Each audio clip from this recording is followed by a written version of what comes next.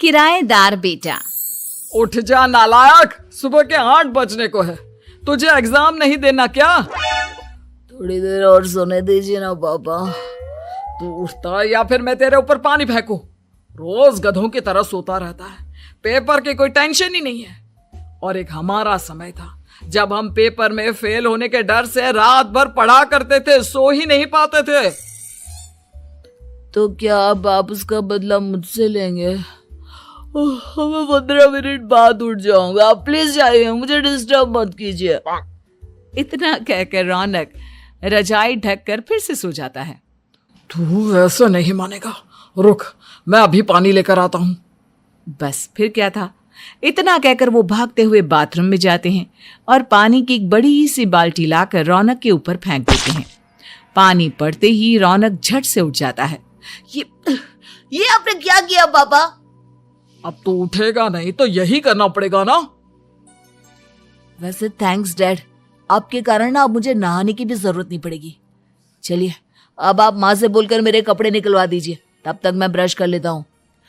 वैसे कल ना आप एक काम और करना, नहलाने के साथ साथ मुझे ब्रश भी करवा देना। ये ब्रश करने में ना मुझे बहुत आलस आता है। रौनक की बातों से अरविंद का मुंह खुला का खुला रह जाता है। वो अपनी पत्नी कमला के पास जाता है और रौनक की हरकतों के बारे में बताता है, जिसे सुन उसकी पत्नी हंसने लगती है। तुम अपने बेटे को समझाने के बजाय हंस रही हो। रौनक बच्चा है, धीरे धीरे सुधर जाएगा, आप क्यों उसके पीछे पड़े रहते हो? अभी नहीं सुधरेगा तो कब सुधरेगा? 10वीं क्लास में है रौनक, वो अब कोई बच्चा नहीं रहा। अरविंद की इतना बोलते ही वहां रौनक भी आ जाता है। क्या डैड, मैंने आपको एक काम दिया था, वो भी नहीं हुआ आपसे। अरे क्या हुआ बेटा? माँ, मैंने डैड से बोला था कि वो आपको बोलकर मेरे स्कूल की यूनिफॉर्म निकाल दे, लेकिन मेरे पीछे पड़ने के अलावा इनसे एक काम ढंग से नहीं होता। देख रही हो कमला, देख रही हो अपने लाडले को? अरे आप चुप रहिए जी।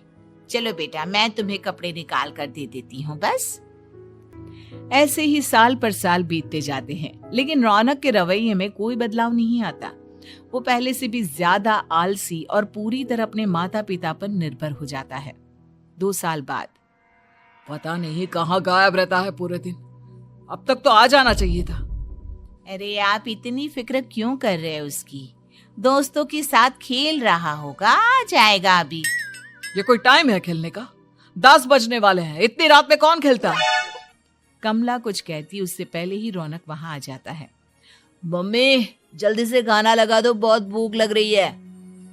तुम्हें तब तक खाना नहीं मिलेगा जब तक तुम बता नहीं देते कि इतनी रात गए कहां से आ रहे हो। ओ प्लीज डैड, अब आप एसी पे प्रद्युमन बनकर मेरे सर पर बंदूक लेकर मत बैठ जाना। अपनी फालतू की बकवास बंद कर और बता कहां से आ रहा है। माँ अब समझाइए ना डैड को। बता देना बेटा, इनको भी तसल्ली हो जाएगी। आप बोल रही हैं तो बता देता हूँ, मैं दोस्तों के साथ मूवी देखने गया था, इसलिए देर हो गई। तो इन सब चीजों में मेरे पैसे उड़ाता है। कभी 1 रुपया कमाने के बारे में सोचा है तूने? जब देखो हवा की तरह पैसे उड़ाता रहता है। माँ अब आप इन्हें चुप करा दीजिए, वरना ना मुझे गुस्सा आ जाएगा। अच्छा क्या कर लेगा? बता ना क्या कर लेगा तू? वैसे बात तो ठीक ही है, मैं कर ही क्या सकता हूँ। पैसे तो फिर भी मैं आपसे ही मांगूंगा ना। चलिए अब ये सब बात छोड़िए और मम्मी मेरे लिए खाना लगा दीजिए। अभी लगा देती हूँ बेटा। मैं बता रहा हूँ कमला, एक दिन ये ऐसे ही बिगड़ जाएगा। ओफो, आप क्यों इतना पीछे पड़े रहते हो मेरे बच्चे के? बात की बाद में देखेंगे, अभी आप शांति से उसे खाना खाने देंगे। अगले दिन डैडी मुझे 10,000 रुपए चाहिए। हाँ? अब इतने पैसे क्यों चाहिए तुझे? डैड आप बिना सवाल किए कभी पैसे नहीं दे सकते क्या? जब तक तू बताएगा नहीं तुझे पैसे भी नहीं मिलेंगे। अरे अब आप अपने बेटे को पैसे भी नहीं दे सकते? नालायक, तेरी उम्र के लोग नौकरी करते हैं और एक तू है जो नौकरी करने का नाम ही नहीं लेता कभी। आप लोगों के होते हुए भला मैं नौकरी क्यों करूं? अरे हम कब तक पैसे देंगे तुझे? तुझे भी तो अपने पैरों पर खड़ा होना होगा ना। कौन सा उधार के पैरों पर खड़ा हूं? अपने ही तो पैरों पर खड़ा हूं मैं। इसी तरह रौनक दिन प्रतिदिन लापरवाह होता जाता है। उसकी लापरवाही को देखते हुए अरविंद और कमला अपने बेटे की शादी कराने का फैसला लेते हैं और 1 महीने के अंदर अंदर ही रौनक की शादी मेघा नाम की लड़की से करा देते हैं। शादी के कुछ दिन बाद, रौनक, मुझे एक अच्छी सी साड़ी चाहिए, आप ला दोगी ना? हाँ, क्यों नहीं। कितने तक की आती है साड़ी? यही करीब 5,000 तक की। तुम चिंता मत करो, मैं आज ही डैडी से पैसे मांगकर तुम्हारे लिए साड़ी ले आऊंगा। आप कब तक ऐसे ही अपने पापा से पैसे मांगते रहेंगी? कोई अच्छी सी नौकरी क्यों नहीं कर लेते आप? अरे डैड के होते हुए मुझे नौकरी करने की जरूरत ही क्या है? पर आप ऐसे कब तक उनसे पैसे मांगते रहेंगे? कुछ आपको अपने दम पर भी तो करना होगा ना। अब तुम भी बाकी लोगों की तरह मुझे ज्ञान देना शुरू मत कर देना। साड़ी चाहिए ना तुम्हें, मिल जाएगी बस। इतना कहकर रौनक अपने पिता से पैसे मांगने चला जाता है। डैडी, मुझे 5,000 रुपया चाहिए। अब 5,000 क्यों चाहिए तुझे? वो मेघा को साड़ी चाहिए थी। अरविंद आगे बिना कुछ कहे चुपचाप उसे पैसे निकाल कर दे देता है। कुछ दिन बाद, तुम्हें नहीं लगता कमला, रौनक हम पर पहले से भी ज्यादा डिपेंड हो गया है? मुझे तो अब उसके भविष्य की चिंता होने लगी है। कल को हमें कुछ हो गया तो वो क्या करेगा? काश तुमने पहले ये सोच लिया होता तो आज हमारा बेटा इतना लापरवाह नहीं होता। तब मुझे कहाँ पता था कि मेरा लाड प्यार उसे इतना बिगाड़ देगा कि वो इस हद तक लापरवाह बन जाएगा। कोई बात नहीं, अभी भी देर नहीं हुई। मुझे पता है उसे कैसे सुधारा जा सकता है। कैसे? अरविंद कुछ कहता उससे पहले रौनक वहां आ जाता है और पैसों के लिए हाथ फैलाने लगता है। डैड, मैं और मेघा बाहर घूमने जाना चाहते हैं। अरे वाह, ये आज सूरज कहाँ से निकला है? Dad please. अच्छा चलो अब मुद्दे की बात करो। मुझे अब 25,000 चाहिए। अब तुम्हें 1 रुपया भी नहीं मिलने वाला। अगर तुम्हें पैसों की इतनी ही जरूरत है तो कोई ढंग की नौकरी कर लो। मम्मी, आप कुछ कहिए ना डैड को।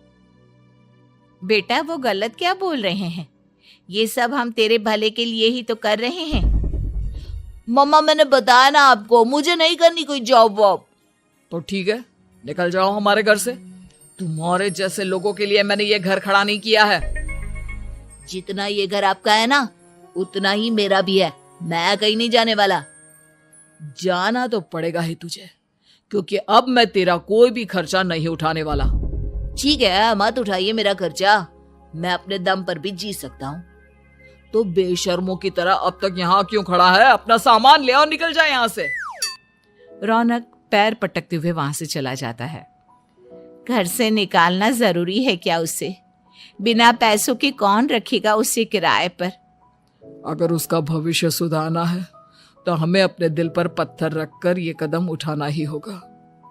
दोनों बात कर रहे होते हैं कि रौनक अपनी पत्नी के साथ एक बड़ा सा बैग लेकर घर से निकल जाता है, लेकिन घर से बाहर उसे कोई भी मुफ्त में अपने घर किराए पर नहीं रखता।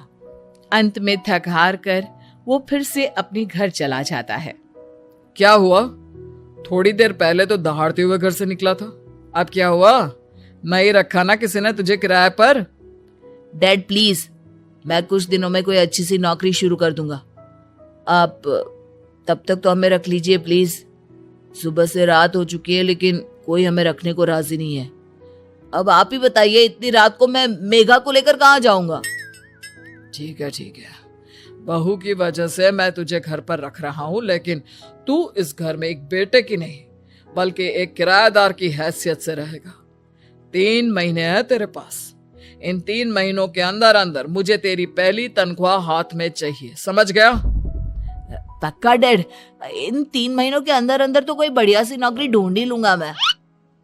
ऐसे ही धीरे धीरे समय बीतने लगता है और अरविंद के दिए 3 महीनों में से 2 महीने बीत चुके होते हैं।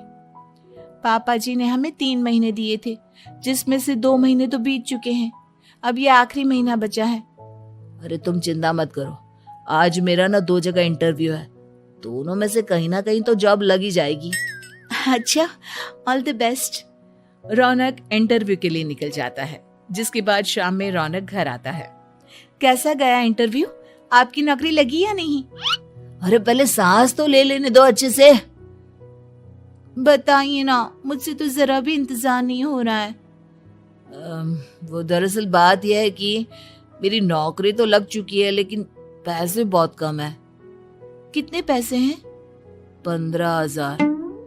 इतने में अरविंद और कमला मिठाई का डिब्बा लेकर आ जाते हैं। बधाई हो बेटा।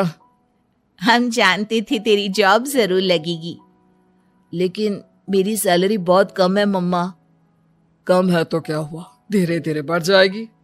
हाँ बेटा, हम तो बस चाहते थे कि तू अपने पैरों पर खड़ा हो जाए।